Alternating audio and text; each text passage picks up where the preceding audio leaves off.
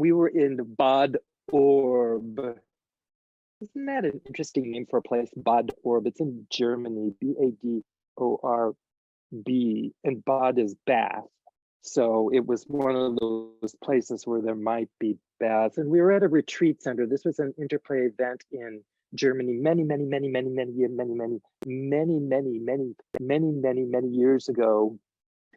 And in the retreat center, in our rooms, they had these square pillows. And when they came to, make up the room, when you came back and your room was made up, the pillow would kind of be sitting on its edge.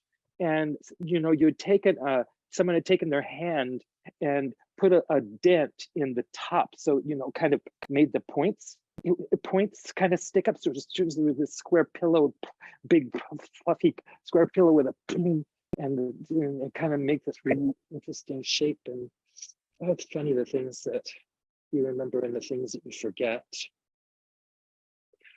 I got an email from one of our InterPlay people. Well, she might actually be in the circle, I don't know, about translating InterPlay.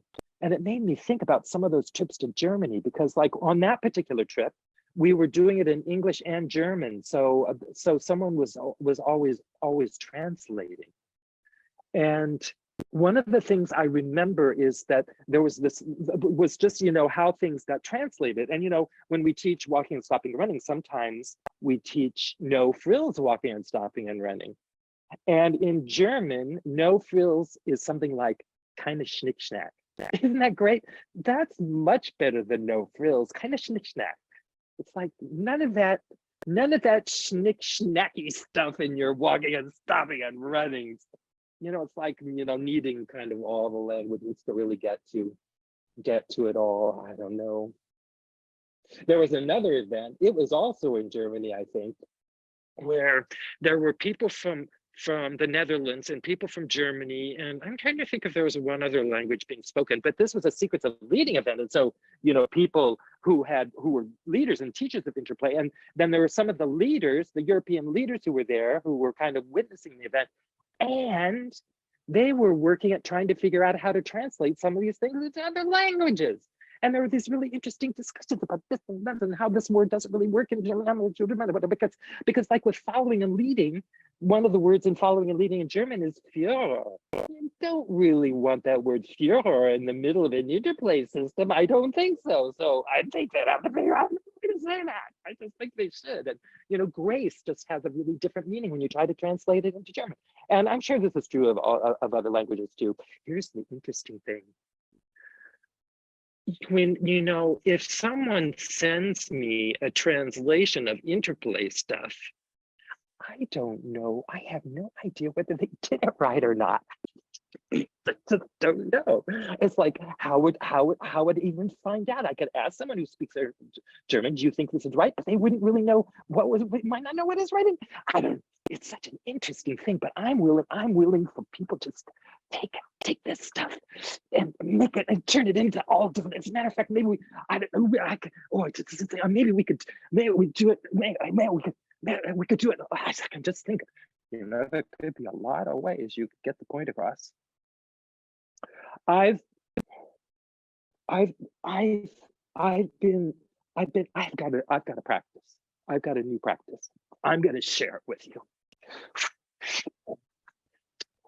Oh, first I'm going to dance, then I'm going to share it with you.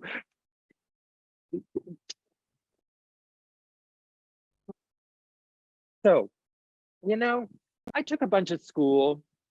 I've been to a bunch of school, and I have a real interest in writing. And so, in our school, we're taught a lot about doing it the right way, writing the right way, writing right. Writing right is a really important thing, and not just right, but like right, or maybe right, like right. So trying to write right. And you can get a little obsessed. I know there's a t-shirt that I saw online that says, I'm an English major, and yes, I'm correcting your grammar. So here's the practice. I'm coming to the practice. Here comes the practice. So here's what I'm practicing. I'm practicing listening to people and reading things. And, if I notice that there's something that, isn't isn't writing right, or, whatever that is, who knows really what that is. If it's, I just ask myself the question, do I understand what they said? And I realized that sometimes you can write it right and it's completely incomprehensible. And sometimes you can write it wrong and it is even more expressive when you do it that way. That's the practice. So whatever language, we're going to do it right. We're going to do it left. We're going to do it backwards. We're going to do it upside down. It'll all work out in the end.